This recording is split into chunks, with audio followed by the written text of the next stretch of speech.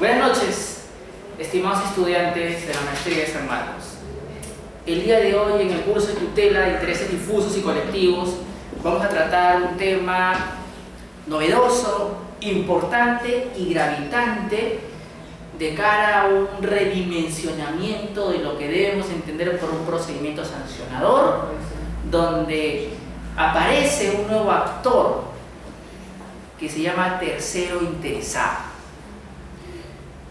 Empecemos, como decía mi maestro, por el principio. El artículo 108 de la ley 2744 empieza regulando, Paola, lo que es la solicitud, la petición de interés general.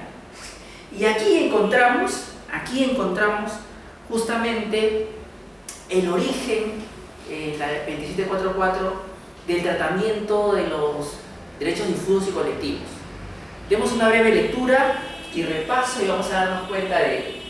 Dice acá, artículo 108, solicitud de interés general de la colectividad. Las personas naturales o jurídicas pueden presentar petición o contradecir ante la autoridad administrativa competente aduciendo el interés difuso de la sociedad.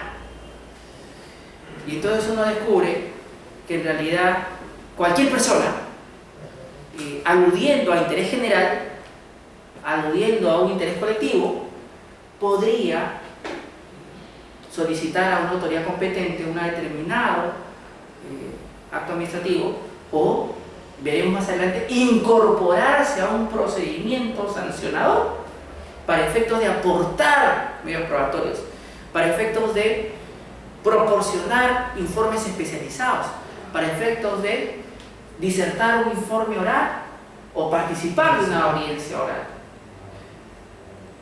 entre otros. Quiero que presten atención a lo que sigue. Comprende esta facultad la posibilidad de comunicar y obtener respuestas sobre la existencia de problemas, trabas u obstáculos normativos o provenientes de prácticas administrativas que afecten el acceso a las entidades, la relación con los administrados o el cumplimiento de principios procedimentales, así como presentar alguna sugerencia o iniciativa dirigida a mejorar la calidad de los servicios, incrementar el rendimiento o cualquier otra medida que suponga un mejor nivel de satisfacción de la sociedad respecto a los servicios públicos. Aquí, si recordarán ustedes, la legitimidad para obrar amplia que existía en un proceso judicial, y dijimos que el sustento era la legítima defensa a favor de un tercero. Aquí, y lo que está en juego también es, Paola, la participación ciudadana, el derecho que tenemos todos los ciudadanos a pedir rendición de cuentas. Entonces aquí la fundamentación de la intervención de un ciudadano, sea como tercero interesado o para peticionar algo que va a mejorar a un ente administrativo, es fundamentalmente participación ciudadana y rendición de cuentas. Nótese que en realidad para esto que está acá planteándose no existiría, Luis, un procedimiento administrativo preestablecido, porque estoy pidiendo que mejore, Paola, el procedimiento sancionador de jueces o fiscales, por ejemplo. Allí, ¿acaso hay un procedimiento establecido de cómo y cuál debe ser el tratamiento? No hay. Eso abre también una interrogante. Se genera el artículo 108 y genera expectativa en la sociedad y el ciudadano, pero no se construye un procedimiento administrativo que vamos a llamar colectivo para poder resolver las interrogantes que aquí se plantean. Porque así como yo peticiono, tengo derecho a recibir una respuesta debidamente motivada, ¿no es cierto? Porque aquí también hay que agregar algo. El derecho a la debida motivación del acto administrativo se conculca, sin duda, cuando aplicas silencio administrativo negativo, ¿no es cierto, Javier? O sea, este artículo 108, Rolando, quedaría vaciado de contenido si la administración pública dijera, bueno, si no te responde en 30 días, se entiende por denegado lo solicitado. Paola, me estaba pidiendo que mejores los procedimientos, que quites trabas burocráticas, y no me vas a decir por qué. No tengo derecho a tener una debida motivación del acto administrativo. Aquí yo les planteo un tema de fondo. Nos parece que el silencio administrativo vulnera ese derecho que tenemos todos los administrados a recibir una explicación de por qué una autoridad toma una decisión u otra con relación a una petición que hacemos, como vecinos, como administrados, como usuarios, como consumidores. ¿No ocurriría eso en el silencio positivo? Efectivamente, ahí podríamos decir, el silencio positivo no sería lo mismo. Claro, pero ahí podríamos entender que el interés que está en juego, en el silencio positivo, por interés general, no vamos a conculcar un derecho al administrado y que realice una actividad empresarial, o que reciba una licencia, o un derecho. Pero, por ejemplo, ahí faltaría motivación para controlar el acto de la administración. Pero ahí iba el otro hecho importante. Ok, me aplican el silencio positivo, pero puede haber ¿qué cosa? Un control posterior, ¿verdad? Donde van a revisar los requisitos, si se han cumplido o no. En cambio, en el silencio negativo, mi estimado Luis, ¿acaso se aplica el control posterior? ¿Han visto alguna vez que alguna autoridad administrativa, Javier, haga control posterior de...? Efectivamente. No es posible, es un absurdo. ¿Saben por qué? Porque además de ello, el silencio negativo solo lo puede peticionar el administrado. Entonces la autoridad dice, bueno, yo no he dicho que no, pero ahí lo tengo pendiente de resolver. Entonces, en realidad este silencio negativo es un poco, de pronto, inconstitucional en la medida que conculca el derecho a una debida motivación y en la medida de que no establece un plazo en estos casos para poder responder al vecino, al administrado, al usuario, al paciente. Esta es una interrogante que yo les hago porque está bien. En algunos supuestos yo aceptaré ese silencio negativo de repente si está debidamente motivado. Pero en la mayoría de casos me parece que es abusivo, como usted lo plantea, porque la 2744 en uno de sus principios fija la debida motivación. Y uno de los elementos del acto administrativo, ¿cuál es, Javier? La debida motivación y el procedimiento regular. Y entonces cuando aplico silencio negativo me olvido de esos principios. Y la verdad material, ¿dónde está? ¿No? Y el interés general, ¿dónde está? Entonces, seriamente, la cátedra cuestiona el silencio negativo porque en el fondo conculca un derecho al administrado. Específicamente, el silencio positivo, como tú lo planteas, podría ser, pero a medida de que hay un control posterior, podría subsanarse algunos defectos que pudo haber tenido la aplicación inmediata del silencio positivo, luego transcurrido un plazo, por ejemplo, de 30 días. Hay la posibilidad incluso de que un tercero denuncie ante la autoridad administrativa de que no se cumplió un requisito y vía control posterior deje sin efecto ese acto administrativo anterior. Pero en el silencio negativo, ¿cómo hago eso? Y lo más irónico de todo es que la administración, a veces, cuando tú le solicitas una respuesta a Paola, ¿qué te dice? Hemos aplicado el silencio negativo. Oiga, o sea, usted mismo no puede acudir al silencio negativo. El administrado podría entenderlo en un caso, en el caso en el que entienda de que mejor es ir al ámbito judicial, porque aquí la administración no va a ofrecer ninguna protección y en esa medida solamente fui a cumplir el trámite. Para eso creo que podría haberse justificado el silencio negativo, pero como se está dando actualmente, por ejemplo, para no otorgar una respuesta a solicitudes formuladas en virtud del artículo 108 que peticionan mejoras de la administración, que manifiestan preocupaciones, que critican actos administrativos. Por ejemplo, si yo fuera, Paola, un ciudadano que vive en 28 de julio y han hecho este bypass y ya va un año y yo no puedo vivir con tranquilidad, yo señalaría por qué, cuáles son los fundamentos técnicos, jurídicos, sociales, etcétera, que han tomado para hacer este bypass y si han medido los impactos negativos que me genera a mí como vecino y si me van a reparar. Yo requeriría una respuesta en virtud del artículo 108, expreso mis preocupaciones y demando la respuesta. Y de repente no me la dan y me dicen, entiende por denegado porque ha pasado un año y no te respondo. No entiendes que te estoy diciendo que no te voy a responder. Tú tienes derecho a responderme con el silencio negativo.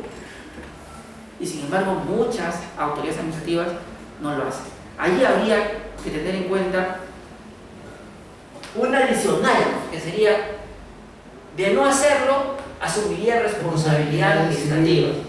Y aquí al no existir tendríamos que aplicar sistemáticamente otros artículos, una interpretación teleológica, sistemática, para poder responsabilizar al funcionario, pero por principio de legalidad sería mucho más potente, Paola, que aquí aparezca de frente, que sea bajo responsabilidad.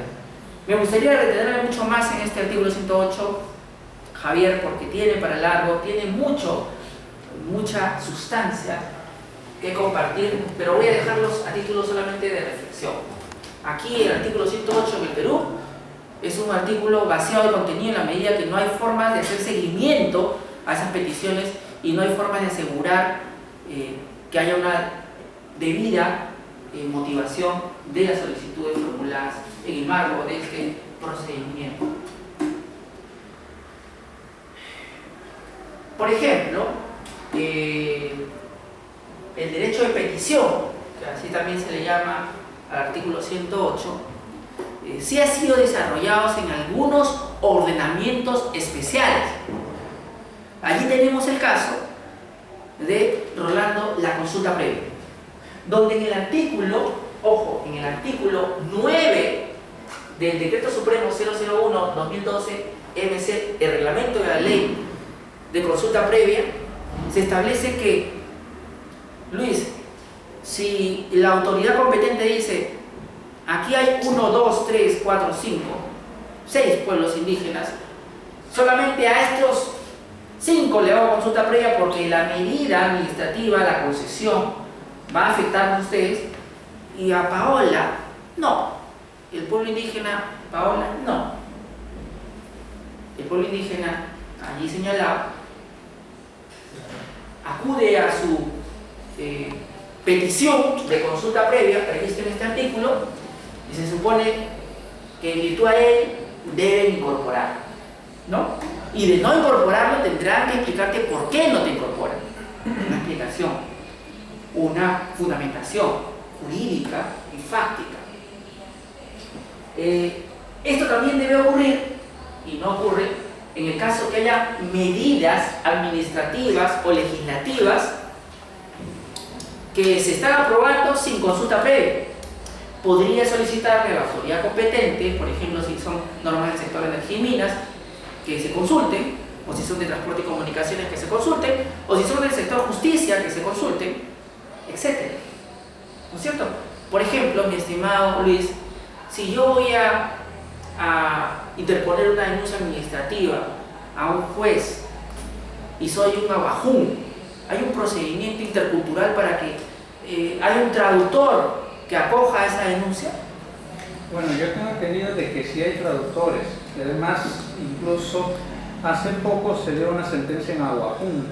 O sea, no, estamos hablando del procedimiento sancionador para jueces. Hay un procedimiento donde haya la posibilidad de hacer una denuncia de manera intercultural, que haya una traducción. Hay formularios en Aguajún, hay formularios en Achaninca, hay formularios en Quechua. Yo lo que tengo entendido, lo que pasa es que ese trámite está regulado en el reglamento disciplinario de jueces de paz. Y como yo trabajo en un... Pero imagínate que no es juez de paz, es un juez especializado que el pueblo indígena va a pedirle que vía una demanda de amparo, por ejemplo, que haga una titulación de sus territorios, ¿no? Hay una autoridad que se niega a titularlos, ellos interponen su acción de amparo y a su entender ha pasado un año y no han admitido la demanda, hipotéticamente hablando, y quieren poner una denuncia pero no saben nada de español. Quieren llenar un formulario que esté en idioma wahoo, en idioma One Piece. ¿Podrían hacerlo? Bueno, yo tenía entendido desde que sí se podía, ¿no? Pero mi conocimiento específico, como yo no trabajo en las zonas, no, yo no sabía cuál es. Podría plantearse hipotéticamente que no exista. Por el artículo 108, los pueblos indígenas podrían solicitar que se generen mecanismos para poder ellos interponer denuncias y que también la información que se les brinde sea en su idioma, sea en una forma que ellos puedan hacerle seguimiento a la misma. A lo que me refiero aquí, Luis, es, bueno, si tú no lo sabes, que eres uno de los que es los expertos. Sí, pero yo estoy en el libro, pues, imagínate una comunidad nativa que está en el medio del Amazonas. O sea, si usted no lo sabe. Pero yo sí lo sé que ocurre con los jueces de paz, porque hay un régimen disciplinario pero especial. La verdad es esa, o sea, que en realidad, si nosotros como profesionales no tenemos la posibilidad de contacto con la información, es mucho más lejana la información que puede hacer a un pueblo indígena, ¿no? Yo creo que sin duda, si usted no lo conoce, debe ser de difícil acceso o no existe. En ambos supuestos perjudicaría al pueblo indígena, que tampoco tendría acceso a esa información. Últimamente se está que debíamos aplicando, manejar. en el Poder Judicial se está aplicando bastante la regla de Brasilia, que le dan acceso a las poblaciones vulnerables, sobre todo. Bueno, yo supongo, ¿no? Yo no lo sé porque no pertenezco a una población vulnerable. Sí, pertenezco a una población vulnerable, pero no de esos casos. No con respecto a casos Dígame, interpretados. Javier. Solamente antes de pasar a este tema, Sí. una consulta por el tema anterior.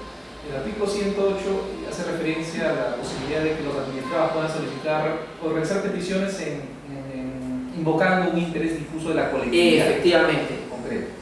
¿Qué ocurre? En el tema del Ministerio Público también existe un sistema disciplinario y existen reglas específicas de legitimidad e interés para obrar. Esto es que solamente las partes afectadas o aquellas que tengan un derecho en una investigación sean las que puedan solicitar, plantear una queja, por ejemplo, contra un fiscal que, por decir, liberó indebidamente a un delincuente.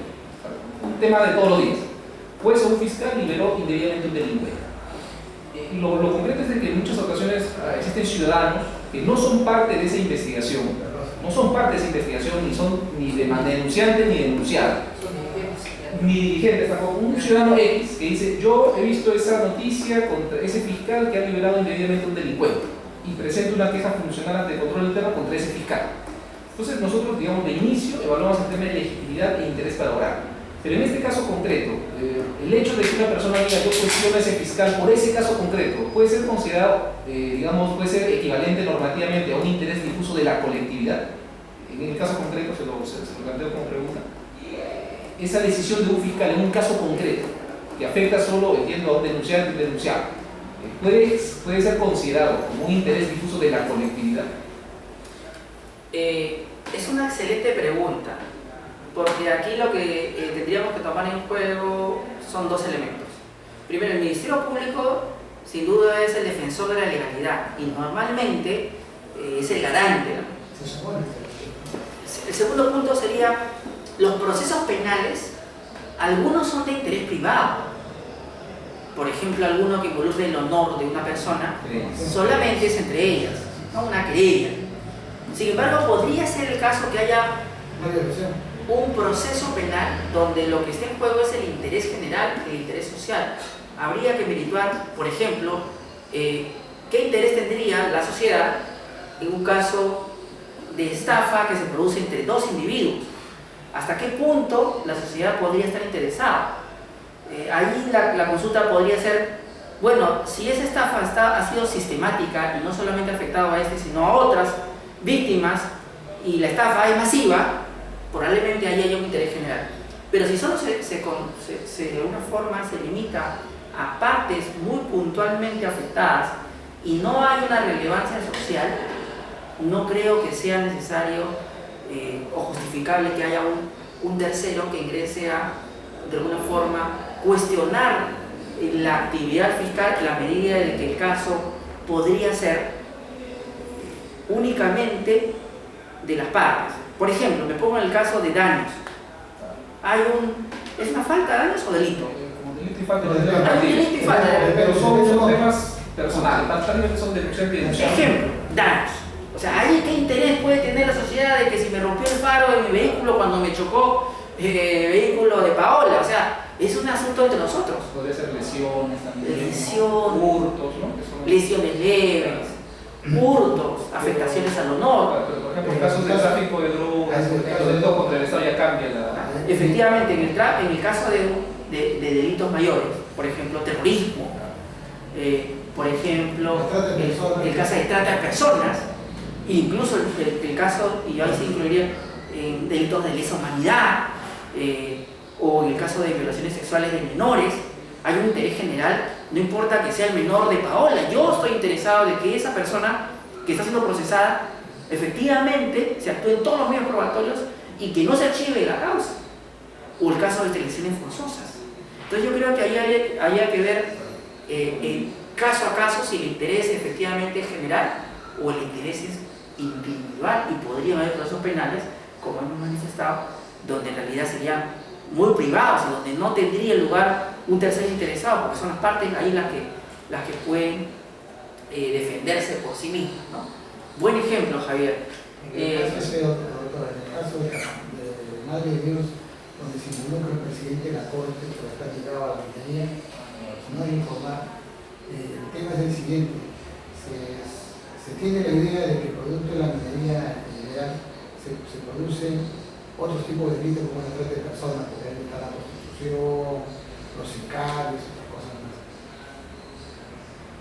Si ninguna autoridad hace nada, ni la supuesta agraviada, que podría ser la niña de 14, 15 años en esa trata de personas, por la explotación que le hacen, no, cualquier ciudadano lo puede hacer. No considero que tiene que ser ella la afectada. Porque el Estado tiene esa obligación. Ya, el caso de trata de personas es un caso que, a mí modesto entender, es un caso donde el bien jurídico protegido no es particularmente la niña afectada, sino también las potenciales niñas afectadas y las otras que pudieron haber sido afectadas pero que quizás no tengamos medios probatorios suficientes. O sea, el delito de trata involucra, Javier, corrígeme si no me equivoco, es pluriofensivo, ¿no? Habrían varios bienes jurídicos, varias libertades sexuales, varias indemnidades sexuales en juego, y allí habría un interés general en que no se afecten. Y en nuestro código del niño y adolescente dice que hay un interés superior del niño que debe ser velado por la sociedad, y ahí claramente en estos delitos de trata de menores tendríamos que podría tener un tercero interesado, otra vez, para incorporar medios probatorios, de repente para hacer un amicus, aunque no se estila, pero podríamos plantear la posibilidad, para plantear una interpretación distinta a la que el fiscal o el juez está señalando, y cómo no, para evitar que la denuncia se archive. Los recursos impugnatorios, por ejemplo, podrían ser interpuestos por terceros interesados. Ahí hay una variante que quería conversar más adelante como posibilidad. ¿Podría o no podría? Ahí vamos a llegar en tanto y cuanto la causa se identifique claramente como interés colectivo, interés difuso, interés general, ¿no? En un caso de daños, me parece absurdo que alguien pudiera impugnar esa decisión. Otro tema que nos parece de relieve es este. El artículo 30 del reglamento de la ley del Sistema Nacional de Evaluación de Impacto Ambiental dice que los estudios de impacto ambiental, estos que miden cuáles son los impactos negativos y cómo mitigarlos, solo pueden estar vigentes 5 años. Muchos estudios tienen largamente 10, 15, 20, 30 años. Uno de esos estudios es el estudio de impacto ambiental del aeropuerto Jorge Chávez. Otro es el del oleoducto norperuano. Uno tiene, ambos casi tienen 20 años de antigüedad. Un ciudadano podría solicitar a la autoridad competente que exija que la empresa actualice su estudio de impacto ambiental. Nos parece que sí. Y si no lo hace, me parece, Javier, que debería recibir una respuesta motivada de por qué no lo va a hacer. No podría quedar en un silencio absoluto la autoridad. Ahí hay una posibilidad. de ver a un tercero interesado, a un administrado, que entre a el procedimiento administrativo de aprobación de un estudio de impacto ambiental. Imaginemos también el supuesto en el cual se está aprobando un estudio de impacto ambiental y usted piensa que es deficiente. O se está otorgando, Javier, una licencia de funcionamiento y usted piensa que no debería aprobarse. ¿Podríamos impugnarla como terceros interesados? A nuestro entender, sí, siempre que haya un interés general, un interés difuso, un interés colectivo.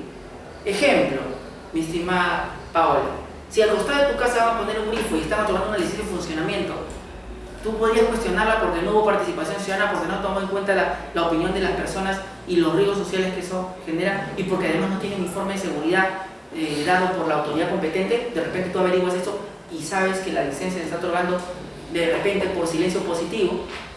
Podríamos impugnarla, ¿no es cierto? Tú eres un tercero interesado, hay un interés general, incluso no viviendo en la zona, sabes que los vecinos tienen esa preocupación y puedes interponer. También podría ocurrir lo mismo en el caso de un estudio de impacto ambiental que no esté tomando en cuenta todas las medidas para mitigar los daños. También podría ocurrir lo mismo en una licencia de funcionamiento de un tragamonedas. Un tragamonedas es una actividad que genera ludopatía. De repente está a unas cuadras de un colegio y una universidad y usted piensa que la sociedad no debería promover estos establecimientos cercanos a un centro educativo y no ha habido participación ciudadana. De pronto es legítimo que usted impugne esa decisión. De pronto el caso de poner un hotel, mi estimado Celis, ¿verdad? Sí. Al costado de su vivienda. ¿Usted cree que sería conveniente poner un hotel al costado de su vivienda? Javier, ¿quita valor al bien que usted tiene un hotel al costado? Y dice usted, no creo. Bueno, van a estacionar vehículos, va a haber una pequeña contaminación sonora, usted se reirá, pero existe esa contaminación sonora y definitivamente si usted pregunta a alguien que quiere comprar su inmueble, ¿usted sueña, Paola, con un inmueble que esté al costado de un hotel? Donde de repente hay peleas entre parejas a la salida, donde de repente hay escándalos y viene ese grinado constantemente por las infidelidades que pueden estar ocurriendo ahí. Usted se ríe porque no creo que presente usted una constante de fidelidad cuando entra al establecimiento. Entonces, definitivamente un establecimiento de hospedaje que resta valor a la organización, resta valor al inmueble que está al costado. Mínimamente debería haber una participación ciudadana para los vecinos para ellos tener un consentimiento, una aceptación, porque es un hecho inobjetable que su bien va a valer menos. Claro, el del costado puede hacer lo que quiera, pero a medida que no me quite el valor a nosotros, ¿no? Hipócrates, ahora en la mañana leía un principio que yo traigo acá a colación, que es primero no hacer daño a otro, ¿no es cierto? Si yo con el desarrollo de mi derecho de propiedad le quito valor a un bien al costado, definitivamente debería compensar, y eso se podría discutir.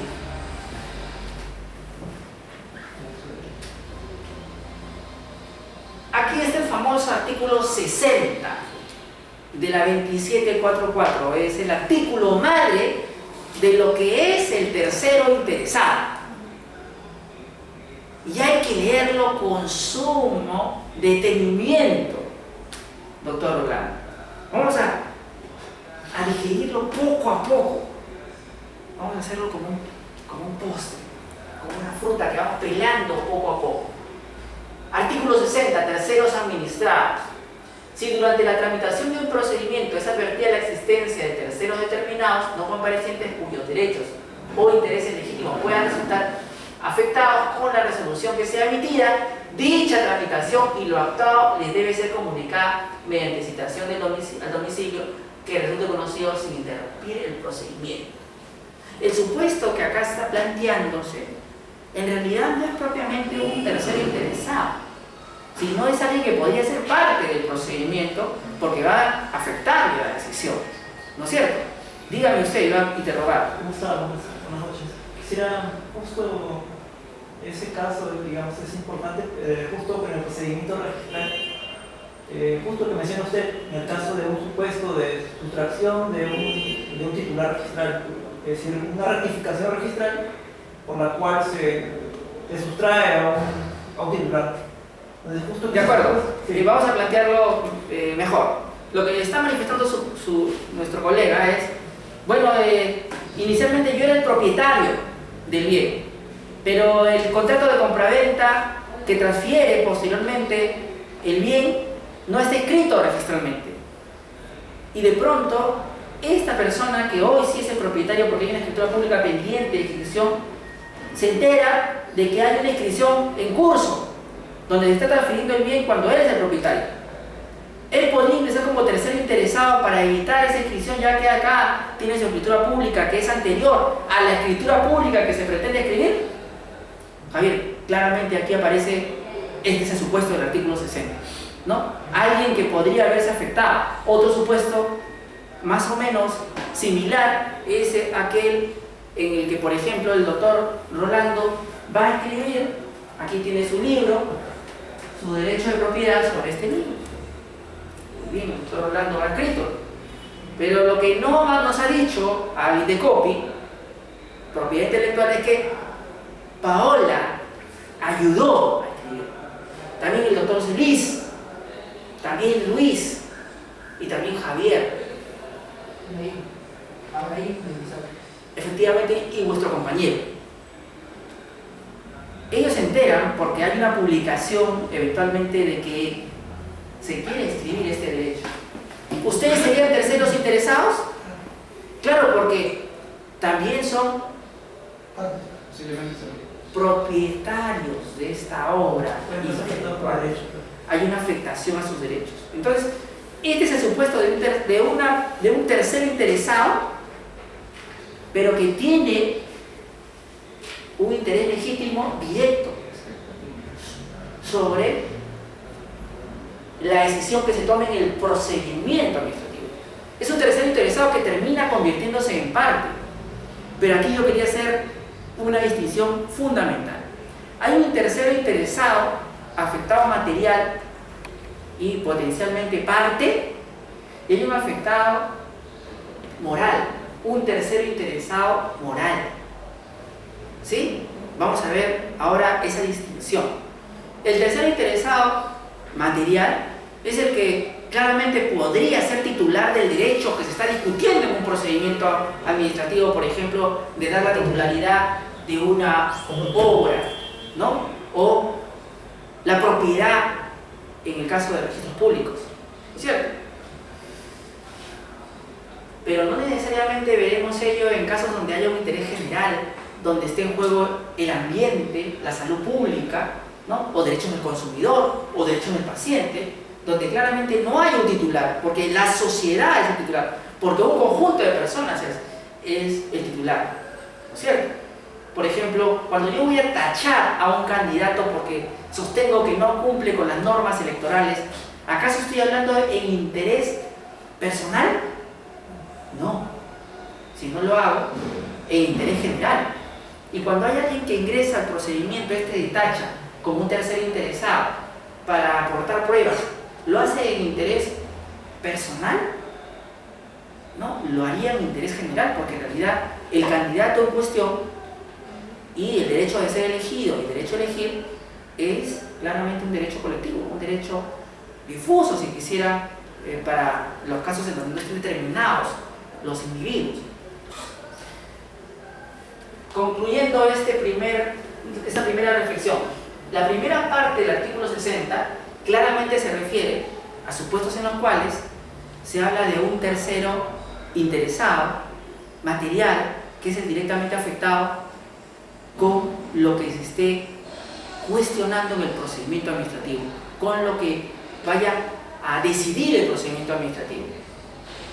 Segundo párrafo dice: respecto a terceros administrados no determinados, la situación es realizada mediante publicación o cuando corresponda mediante la realización del trámite de información pública o audiencia pública conforme a esta ley.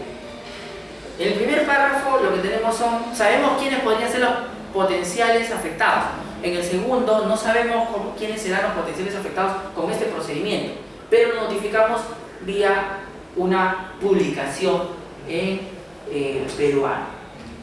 Siguiente párrafo dice: los terceros pueden apersonarse en cualquier estado del procedimiento teniendo los mismos derechos y obligaciones de los participantes en él.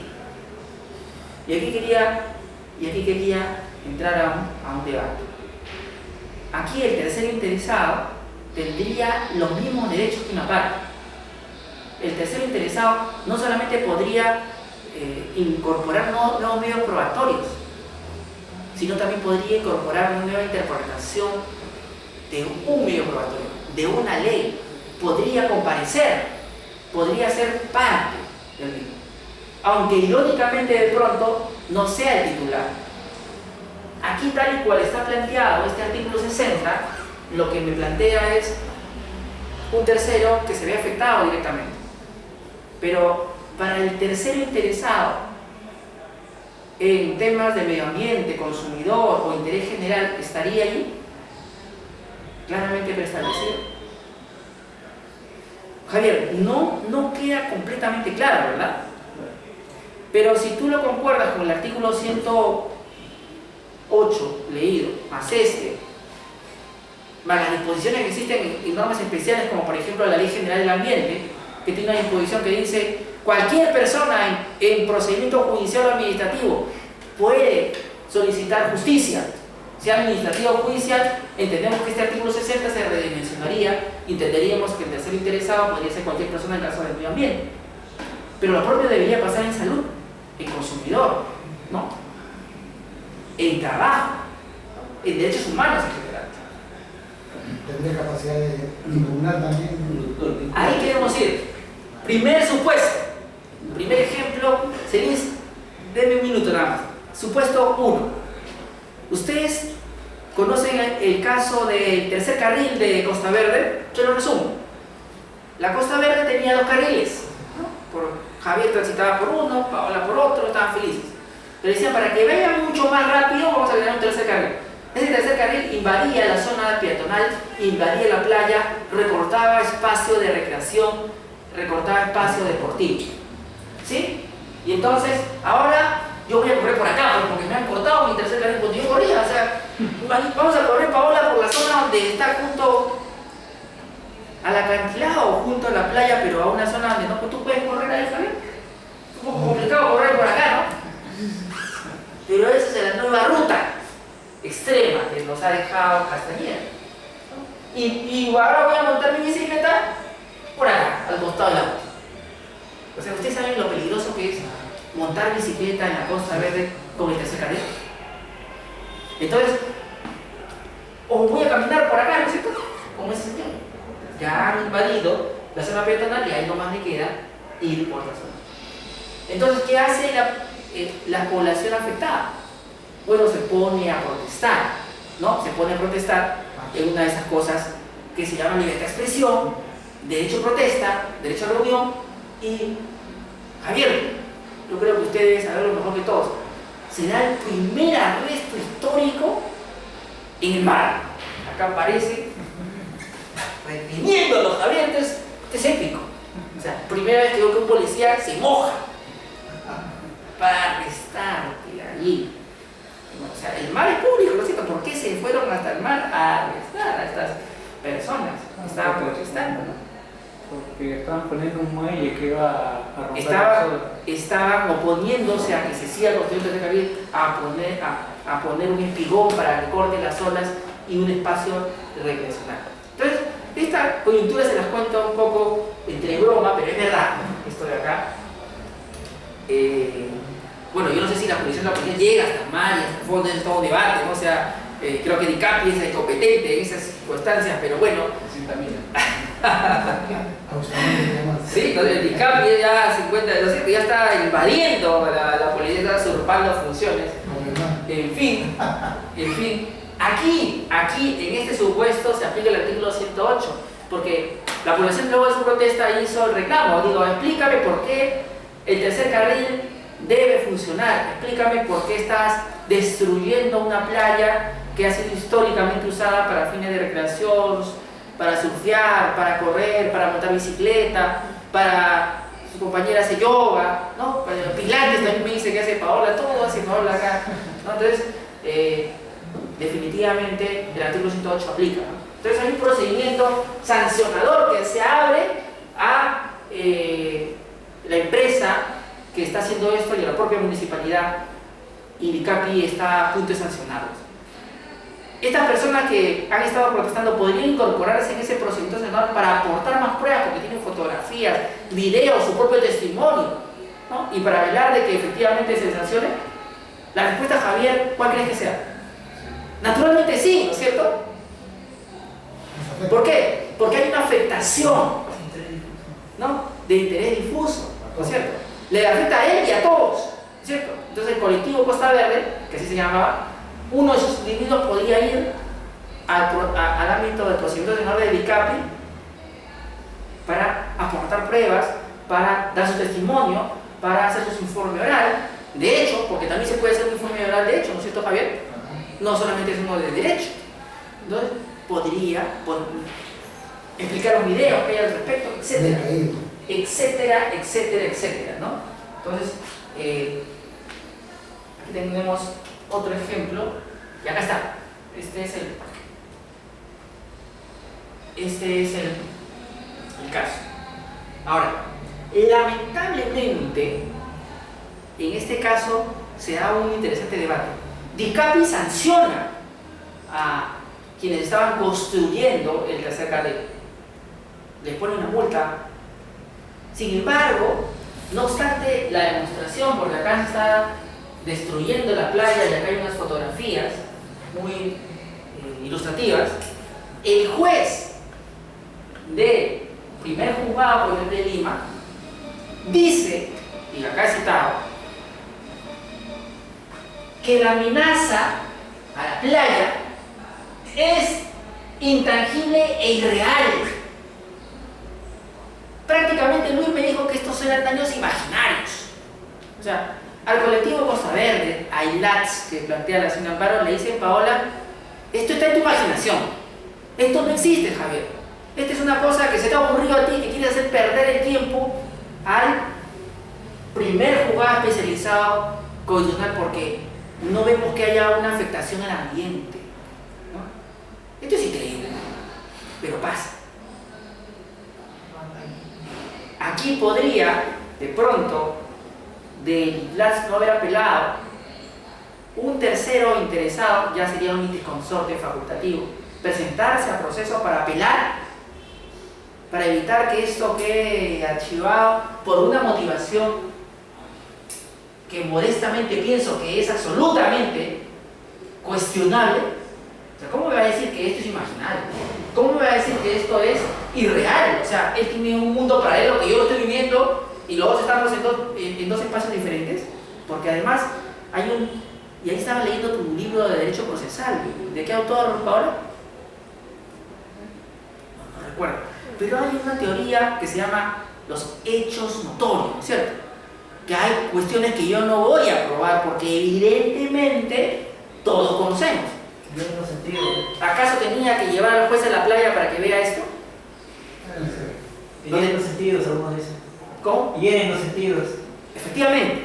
Entonces, aquí uno nota el particular punto de vista del juez y el interés general de un tercero que podría impugnar esta decisión, en este caso judicial. Ahora sí, iba a preguntar y yo lo coloqué por mi ejemplo. Sí, Díganos usted. Ya pasó, pero quería hacer un breve comentario sobre el párrafo, sobre el segundo párrafo del artículo 60. Vamos a ponerlo para que ustedes lo vean. Sí, diga.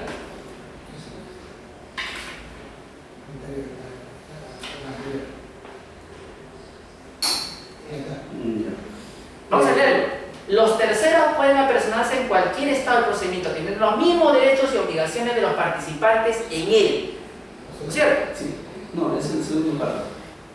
Sí. Respecto de terceros administrados.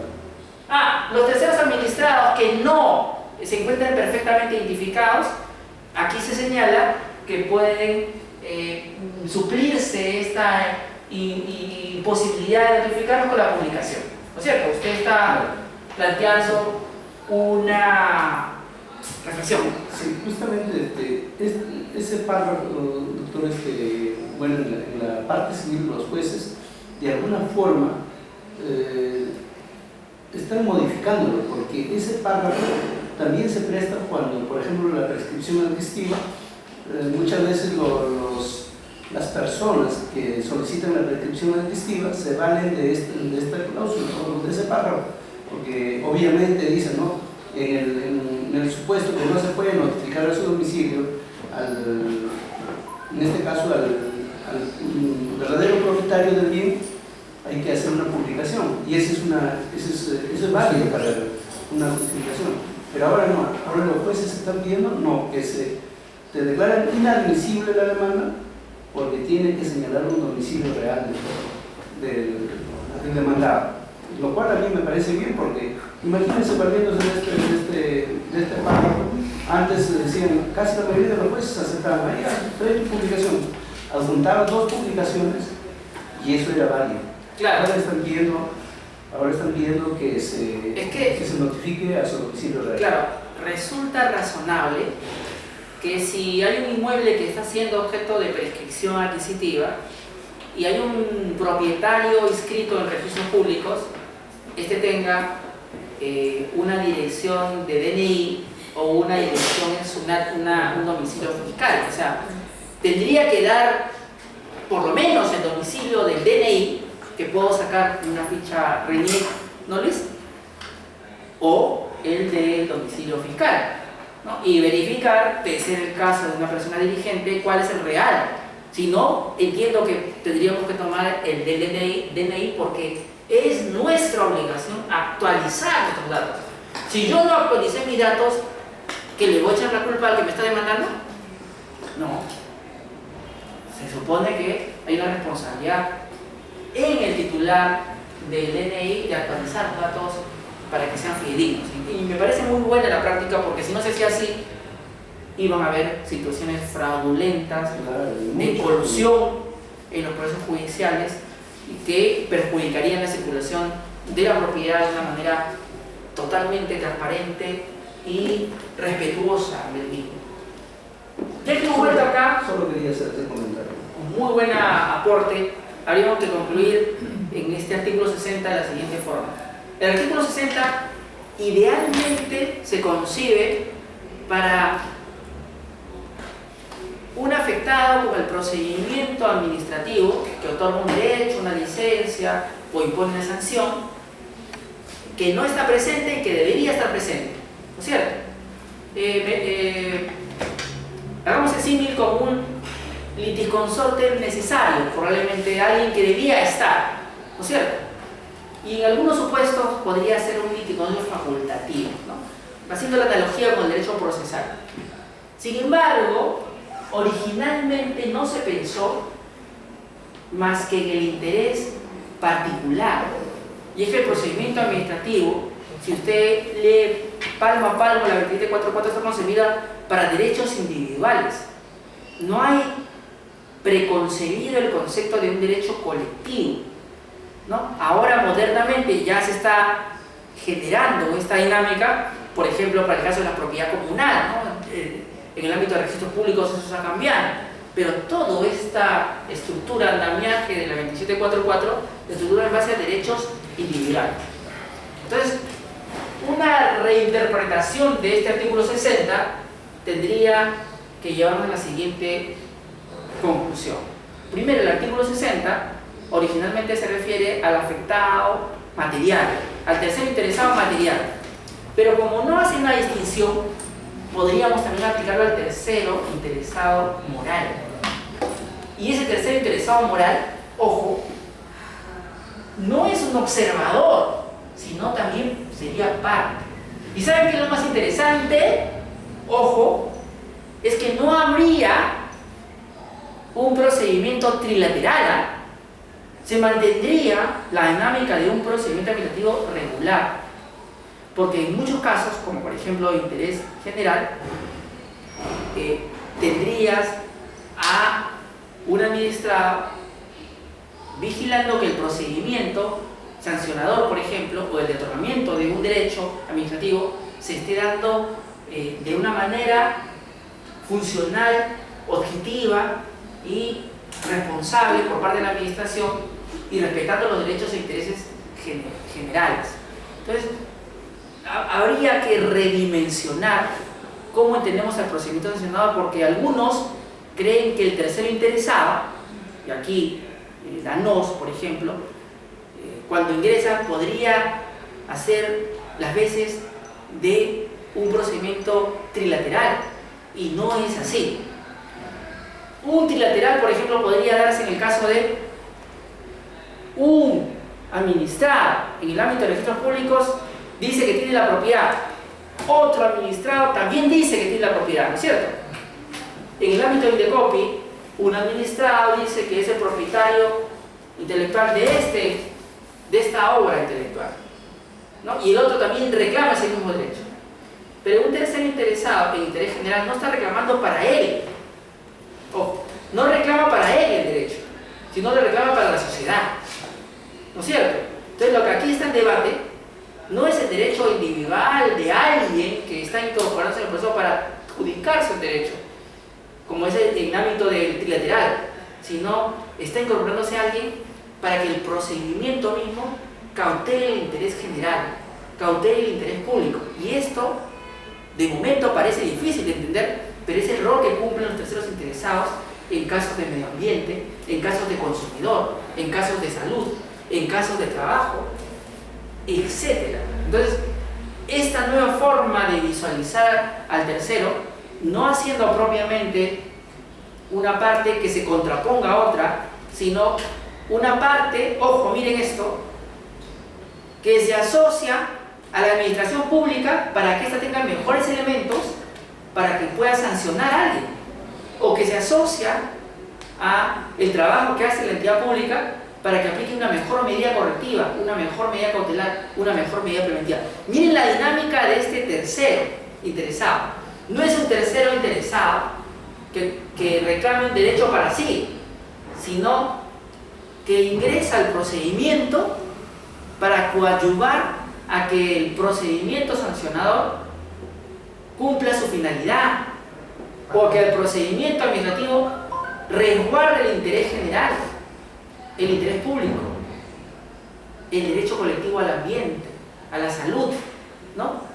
O al derecho de trabajo, etc. Entonces, vean la dinámica, Javier, diferente. O sea, en realidad puede sonar un poco extraño, pero ¿por qué no pensamos en una dinámica donde la sociedad civil, a través de asociaciones, a través de organismos no gubernamentales, apoya a que el Estado pueda hacer mejor su labor, ¿no? Tú tienes un par de ojos, metafóricamente hablando, yo te doy mi par también, para juntos determinar la mejor medida correctiva para cautelar la salud de las personas, para determinar la mejor medida cautelar, para determinar la mejor medida preventiva, ¿no? Olvidémonos del punto sancionador de la multa, si quieren, para esas labores, ¿no? O simplemente para determinar quién es el responsable para que no vuelva a ocurrir, o para determinar qué ocurrió, porque también tenemos derecho a la verdad, una verdad sobre interés general, una verdad para que no vuelva a ocurrir y evitar que se repliquen los errores. Entonces, estoy pidiéndoles a ustedes que a partir del artículo 60 redimensionen su concepto de tercero interesado, lo aparten del usualmente trilateral. ¿Cuál es su nombre de usted? Jonathan, que es el que tú me planteaste, ¿no es cierto? Sí. Que hay un propietario frente a otro, presuntos propietarios que se reclaman entre ellos, y hay una administración pública que tiene que dirimir, ¿no es cierto? Sí, sino que hay un pequeño asunto, Sí. el procedimiento registral. Es que la naturaleza es un procedimiento especial, no contencioso. Digamos, el registrador y el tribunal registral, ante un tercero que se dice afectado, ellos indican que tendrá que ventilarse en el Poder Judicial o en la Fiscalía, pero que el tercero tendrá que hacerlo así. Es decir, no tiene parte en el procedimiento registral, solamente quien solicita la inscripción. De acuerdo, pero en principio creo que en este supuesto, sí, y aquí yo soy crítico de la normatividad SUNAT que ustedes lo han señalado, oigan, si en el ámbito de propiedad intelectual se podría hacer un trilateral por esto mismo, ¿por qué en el ámbito de registrar, donde se discute el mismo derecho que es de propiedad, no podría haber un trilateral? O sea, ¿qué mejor momento de hacer un trilateral no sería este? Si lo mandas al Poder Judicial, lo que va a ocurrir es lo siguiente: el procedimiento de registrar es mucho más rápido que la admisión de la demanda. Probablemente él sea titular de la propiedad antes que yo, lo transfiera a un tercero de buena fe, registral y ya nunca más pueda reclamar mi derecho. Y entonces tendría que demandar por daños al registro público, demandar por daños al otro señor, nulidad de acto jurídico. Digamos, exagerando un poco la figura, creo que ahí merece una revisión esa normatividad registral, porque no está siendo eficiente para responder a un tema que reclama solución. Pero vayamos a cerrar la idea y volvemos sobre ese punto en un momento. Usted ha dicho es bastante cierto, porque en Argentina aplican un sistema, hay un procedimiento contencioso registral. Muy bien, entonces, concluyendo, yo quiero que ustedes piensen en esta idea. El tercero interesado no necesariamente reclama un derecho para sí, sino cuando reclama para un interés de la sociedad, un interés general, reclama para todos nosotros y no se constituye en una parte que confronte a otro administrado, sino que podría estarse constituyendo en una especie de liticonsorte facultativo de la propia administración pública que recibe insumos, que recibe medios probatorios, que recibe un apoyo en la interpretación de normas y además recibe una mirada fiscalizadora de su labor de este tercero interesado. En el fondo, y aquí habría que notarlo, Luis, el tercero interesado ingresa por participación ciudadana, ¿sí? Por rendición de cuentas, y se pega más al ámbito de lo que hace la administración pública y sus funciones, cómo las despliega sobre la responsabilidad de un administrado que está afectando el ambiente, o que está afectando la salud, o que está afectando un derecho al consumidor. Veamos ejemplos.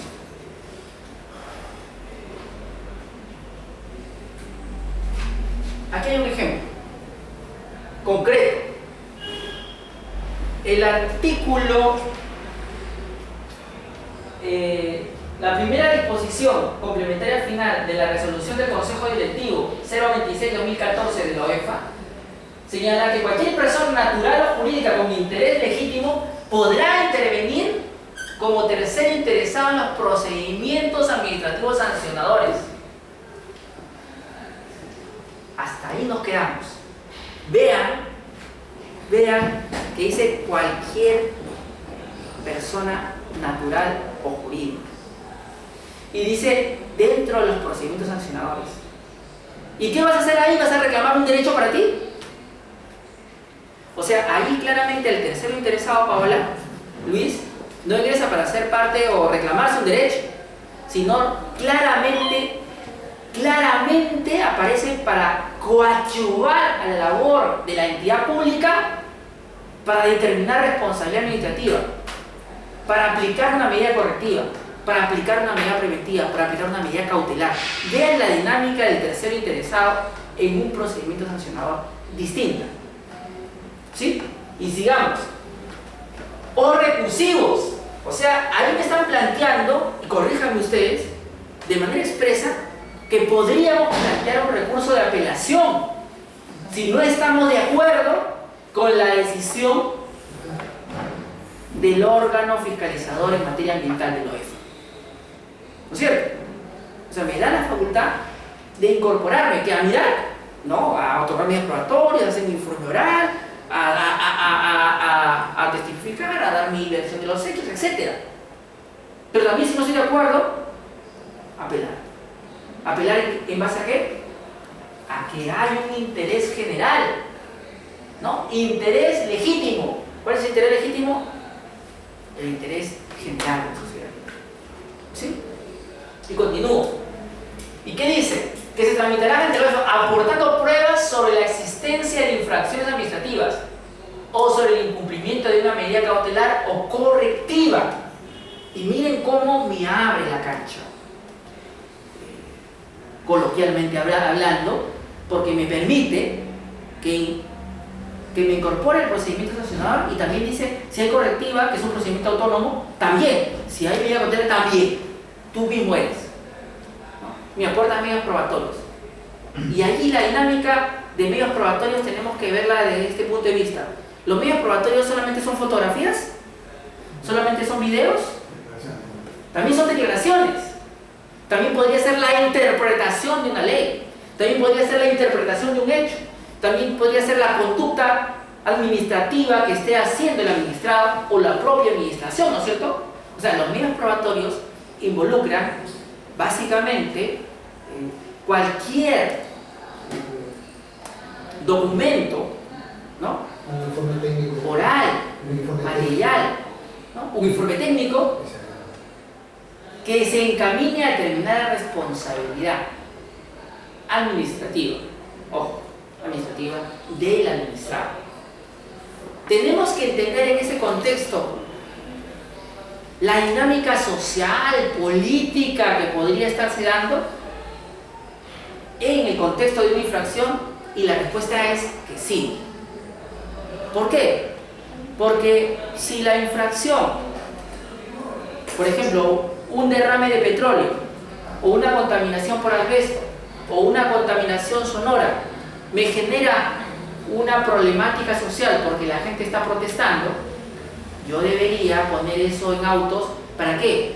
Para que este procedimiento tenga una dinámica de cumplimiento de plazos legales de manera efectiva. O sea, no estamos pidiendo que esto sea más rápido de lo establecido, pero por lo menos hay un contexto social muy preocupante, lo que hace que los plazos establecidos para el procedimiento terminado, por ejemplo en este caso 180 días, deban cumplirse, lo que hace que maniobras dilatorias del administrado no se permitan, lo que hace que la dinámica del procedimiento administrativo sancionador sea lo más limpia posible, lo más pulcra y sin dilación, ¿no? El contexto social, el contexto político también. ¿Cómo evitar, en el caso de una contaminación ambiental, que este hecho no se politice cuando evidentemente eso podría traer en cuestión la actividad empresarial del Estado o no? Si Petroperú, por ejemplo, falló en el tema de derrames de petróleo, no se va a cuestionar el hecho de que la empresa pública es eficiente o no. Hay un contexto político, y cuanto más rápido sancione el Estado, mejor, porque evitará cuestionamientos directos. O sea, no podemos ser extraños en un procedimiento sancionador de los factores políticos y sociales. Políticos también hablamos de lo que piensan las comunidades sobre el proceder del Estado. Cuanto más me demore, podría haber una convulsión social y política, ¿no? Porque se piensa que el Estado es decidioso, porque se piensa que el Estado es lento, porque se piensa que el Estado es indiferente a la dinámica de lo que ha ocurrido en esta contaminación o esta afectación al interés general que podría estarse dando en el ámbito de este procedimiento. Sigamos avanzando y dice: los terceros podrán conocer la existencia del procedimiento sancionador reclusivo a través del seguimiento de denuncias ambientales, y acá hablan de los famosos reportes públicos.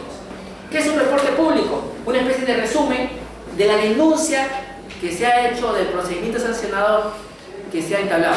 Imagino que para jueces existe también un reporte público. Imagino, Javier, que para fiscales también existirá un reporte público cuando se inicia un procedimiento, para que los administrados conozcan al menos la sumilla de por qué se está investigando un fiscal o investigando un juez. Si no existe, sería una buena práctica de replicar, ¿no es cierto? No estamos diciendo que se revelen los pormenores, pero sí una breve alusión a cuál es el contexto en el que se están dando las investigaciones. Vayamos a ejercicios prácticos. ¿El tercero interesado puede presentar pruebas? Sí. ¿Y basta que presentarlas? No, también podría interpretarlas, ¿cierto? Ejemplo. Adelante. Ejemplo. Aquí tenemos un informe de la autoridad pesquera sobre un derrame que se produjo en una quebrada y comunidad también que se llama Cubimico, donde determina que no hay contaminación de peces. Pero ¿saben cómo llegan a esa conclusión? Es que no hay peces. Aquí es hacer los análisis. O sea, en realidad por falta de sujetos dignos de hacer el análisis, determinan que no se puede determinar si hay contaminación o no los peces porque no existen los peces. O sea, en realidad la contaminación fue tan grande que exterminó a cualquier individuo hidrobiológico del río. Entonces, esto es algo que uno debe presentar así nomás a la administración. No debería interpretarlo y decirle, oiga, eso dice que no hay, pero debemos tener en cuenta que la contaminación fue tan grave que efectivamente exterminó. O sea, el medio probatorio desnudo y sin ninguna interpretación serviría para una decisión administrativa. Consideramos que no, por eso es que el administrado podría también incorporar su interpretación, ¿no, Luis? Ahora la administración verá si toma en cuenta o no. Acá tenemos otro ejemplo. Otro informe, pero en este caso en el campo del derrame de Chillán con Borona, donde dicen, sí, los peces que están ahí están contaminados de petróleo, son incomibles, no pueden comerlos. Este medio probatorio tendré que presentarlo para demostrar que ha habido un derrame en la zona y evitar que la empresa infractora asuma responsabilidad, porque según ella el daño ambiental es imaginario, el derrame nunca ocurrió, no hay forma de probarlo. El hecho que haya peces con contaminación de petróleo que no se puedan comer y que la autoridad pesquera diga eso, ¿ayudaría en ese propósito? Claro que sí. Y el tercero interesado tendrá que hacer su informe oral, tendrá que explicar cómo entiende el medio probatorio, porque claramente, seguramente, la empresa infractora dirá esto se interpreta de esta forma. Bueno, mi interpretación también voy a hacerla, y la administración dirá quién tendrá la interpretación más adecuada. Entonces, a lo que me refiero acá es, el tercero interesado no solamente presenta pruebas, ofrece pruebas, sino también puede interpretarlas. No tiene sentido solamente presentarlas sin explicarlas. Y acá está, por ejemplo, podríamos presentar fotografías, pero ¿acaso las fotografías así, sin ningún tipo de explicación, servirían, Paola? O sea, ¿y esto dónde es? ¿Y esto de acá dónde es? ¿Y qué es eso negro? Ah, no, tendría que haber una explicación, decir, esto es en la zona donde fue el epicentro del derrame y acá había una laguna que fue contaminada. Aquí están las pruebas del petróleo. Aquí también a esta quebrada llegó el petróleo. Entonces uno empieza a explicar los medios probatorios. ¿Y eso cómo puede hacerlo? En un informe oral, ¿no es cierto? En un informe oral, en un escrito, en un informe especializado. Y así, por ejemplo, podríamos seguir, ¿no? Aquí tenemos otros. ¿Cómo que no se contaminó el río? Acá tenemos fotografías. ¿Cómo que no se contaminó la quebrada? Acá tenemos esta quebrada contaminada. ¿Cómo es que dicen que el agua está limpia? Esta agua no se puede beber. Acá hemos traído una porción de agua. ¿Cómo es que no se afectó la salud de los individuos que estaban ahí? Acá tenemos las declaraciones de una niña o de una persona adulta. Acá tenemos fotografías de cómo está su cuerpo. Acá tenemos los elementos probatorios del petróleo ahí vertido. Entonces el tercero interesado no es que solamente no pueda, solamente pueda presentar, pero tiene que explicarnos. Y aquí lo más importante, Javier, ¿tú te imaginas una confrontación entre el administrado infractor y el tercero interesado como posible? Claro, porque si yo te estoy presentando mis pruebas, ¿tiene derecho el administrado a refutarlas? Claro, como también el tercero interesado tendría derecho a refutar los medios probatorios para exonerarse de responsabilidad del infractor. ¿Acaso en el artículo 60 se prohíbe la réplica del tercero interesado? Dice claramente que tienen iguales derechos y obligaciones. Por lo tanto, el derecho a réplica también lo tendría el tercero interesado. ¿Sí?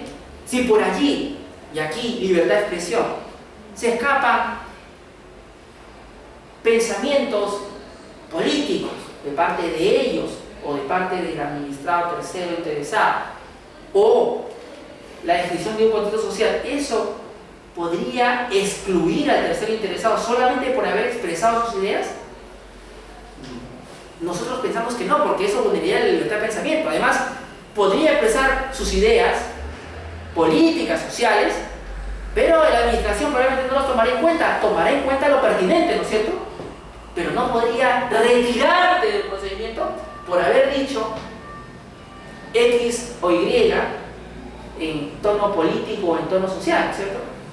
allí hay un tema interesante porque el tercero interesado, ojo, podría ser una comunidad nativa, que quizás no tiene toda la técnica jurídica, aporta medio probatorio y por ahí se le escapa un comentario político, social, y dice voy a protestar, voy a hacer protesta social porque aquí quieren desprenderse de responsabilidad administrativa. Ese hecho va a empujar a que la administración lo excluya porque dijo eso. Sería una sanción, ¿verdad? Y las sanciones tienen que estar tasadas. ¿Cómo es que algunos administrados infractores quieren sancionar este tipo de comentarios que no escapan a hechos de desastres ambientales? Con la apelación de la resolución que te incorpora contra el interesado, ¿no? Te apela a la resolución para efectos de excluir.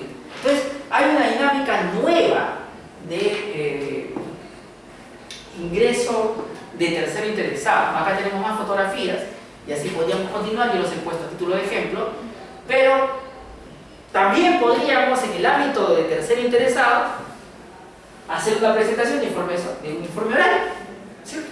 ¿No? Donde expliquemos qué ocurrió, ¿no? También podríamos hacer como tercero interesado una presentación de un informe especializado en materia jurídica sobre cómo interpretas esta infracción o no. De repente estamos discutiendo si en esta infracción que se te está imputando, este hecho se subsume o no.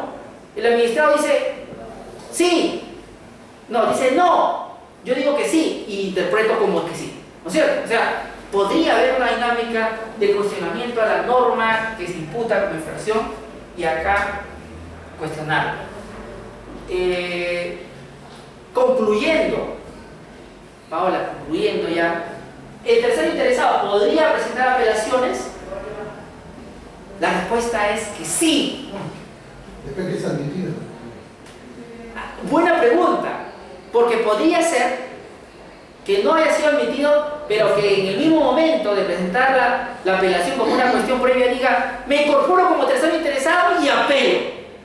Podría serlo. Son dos momentos. Serían dos calificaciones, ¿no es cierto? Sí. Primero tendría que calificarte como tercero interesado y luego admitir tu apelación, ¿no es cierto? Entonces, esto ocurre en el caso de la consulta previa. En el artículo 9 del reglamento de la ley de consulta previa dice claramente que puede apelar una entidad que no sea incorporada a la consulta previa a la decisión que le niega la incorporación, ¿no es cierto? Le niega la posibilidad de ser parte de la consulta previa. Pero también podría ocurrir acá, porque acá claramente se establece que el tercero interesado puede aportar medios probatorios e interponer recursos impugnatorios, ¿no? Todos los derechos, si aplicamos el artículo 60, que algunos creen que no es aplicable. ¿Dónde podría también entrar el tercero interesado? Solicitando una medida cautelar, ¿no? ¿Una medida cautelar para qué sirve? Todo esto está contaminado. ¿Y qué se pide en la medida cautelar? Bueno, medidas para efectos de evitar daños al ambiente, daños a los recursos naturales, daños a la salud de las personas, ¿no? Contener el derrame. No importa quién haya sido responsable, lo ideal es que si tú eres el titular del recurso que está contaminando, el recurso tóxico, te das cargo. Ya veremos luego, pero la medida cautelar tiene que cumplirse, ¿no? Tiene que cumplirse. Y aquí ponemos también el caso de las medidas correctivas, ¿no? Las medidas correctivas ya son medidas definitivas, ¿no? O sea, culminado el procedimiento sancionador, ya determinaste responsabilidades, ya sabes en qué fallaste y te ordenan a ti enmendar tu conducta como administrado y corregir tu deficiencia para que, por ejemplo, en este caso no vuelva a haber otro derrame. Esa medida correctiva puede ser objeto de solicitud al tercero interesado, porque de repente la entidad, con eso finalizo, solamente le puso una multa a mi estimada Paola, pero no le puso la correctiva. Y a mí no me importa la multa, me importa que resuelvas el problema de la contaminación en un determinado ámbito. Y entonces solicito una medida correctiva, ¿no? Eventualmente, antes de que se expida la resolución final, ya que estoy viendo que parece ser que solamente le impondrán la multa y no la medida correctiva. ¿Por qué no le vamos a poner la medida correctiva? De repente es muy costosa y el administrador ha dicho, por favor no me la pongan porque me vas a llevar a la bancarrota, prometo hacerlo de palabra, pago la multa, pero la medida correctiva déjame que yo pueda hacerla progresivamente. Si el administrado o alguien se da cuenta, ya pues ponme la medida correctiva. De repente podría dar un escenario como ese. Su compañera. Y el organismo de evaluación y fiscalización ambiental que resuelve la medida, ¿a dónde apela? ¿Cuál es la segunda instancia? Es una gran pregunta. Primera instancia es la Dirección de Fiscalización, ¿sí? Y la segunda es el Tribunal Fiscal. No, perdón, el Tribunal de OEF. El Tribunal de OEF. Un tribunal de fiscalización ambiental. Hay un tribunal especial, ¿no?, para la materia. ¿Cuántos son? Primera instancia, Dirección de Fiscalización e Incentivos. Segunda instancia, Tribunal de Fiscalización Ambiental, ¿no? Evaluación y Fiscalización Ambiental. Nos ha quedado corto el tiempo. Hasta acá nos quedamos hoy día. Nos vemos la próxima clase.